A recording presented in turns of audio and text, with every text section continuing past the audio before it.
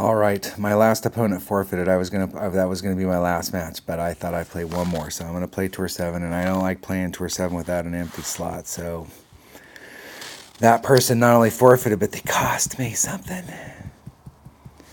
All right, here we go. Tour 7. I'm kind of sticking with Quasars. Quasar's more my ball. Marlin, Quasar, kind of flipping between those two. I am upping it if I'm in a hole where I've got a shot where I can demo some trick shot or something. I will switch to a different ball, but I'm just trying to just go out and play one-on-one and stay in the fairway and let my opponent make mistakes.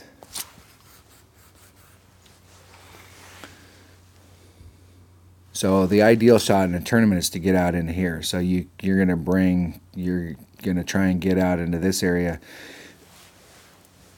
But I'm gonna go for, well, if you're in rookie, you're gonna try and get out there. I'm gonna go for the other island that's to the right.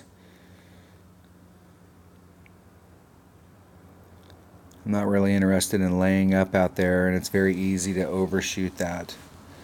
And that's a super difficult shot from over there. So I'm going to I'm going to go to my number 3 bag. Okay, and I can adjust the wind out. So the goal is not to push the limits over here. The goal is to give yourself plenty of room for a grate to the left or the right and not mess that shot up. And I need just enough topspin to get me over. So 2, 4, 6, 8. That's a 9-ring pull. It's a 9. I'm going to go right there. I got to hit this first time by. Great. I was running out of time explaining the shot.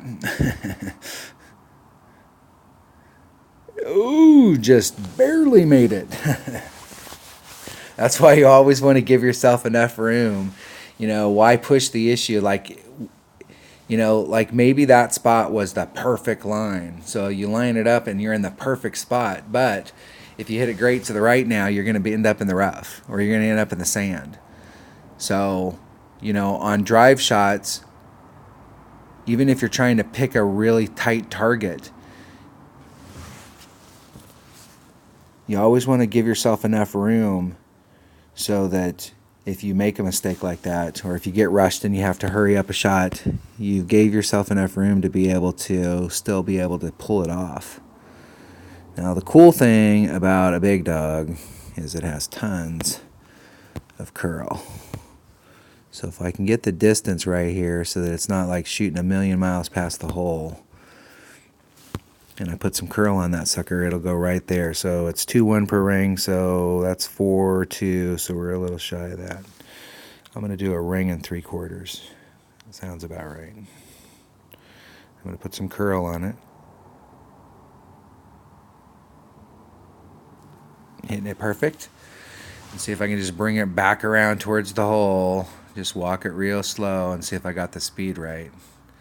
A little fast. A little fast coming in. Nice and easy. You get on a hole like this and you know that, hey, I'm going to have to lay up out there, and I'm not bringing a big ball, so I'm not trying to get into the optimal tournament area.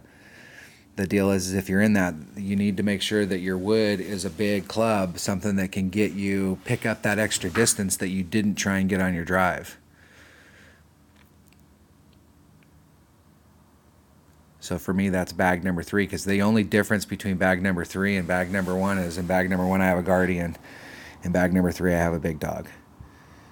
And a lot of times I find that where I need the big dog, I don't necessarily need a big driver. It's a layup shot. So sometimes in tournaments I will play with a quarterback as my driver and a big dog as my wood.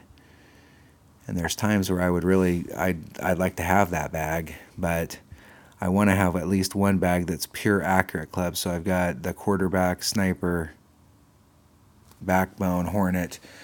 I've got all my accurate clubs in one bag. Where the big dog bag hurts you is that if you don't pick it up on there and you end up going to a shootout, a lot of these shootouts, you may end up with a big dog. So I have been playing a lot with my big dog. Well, I've been playing today because, you know, there's a lot of holes in Tour 7 where you need a big dog, but if you can't get an outright win on the course and you've got to play the shootout, you need to know how to shoot that big dog. So my recommendation to you would be, when you're playing this tour and you get up a little bit in coins, go out there one day and play with your big dog just all day long, win or lose. Just go out there and play and try and figure out how to hit those shots with your big dog. So if you do find yourself in a situation, you have a little bit more experience with that club. All right. That was Sunshine Glades, hole 9, par 5. Thanks for watching.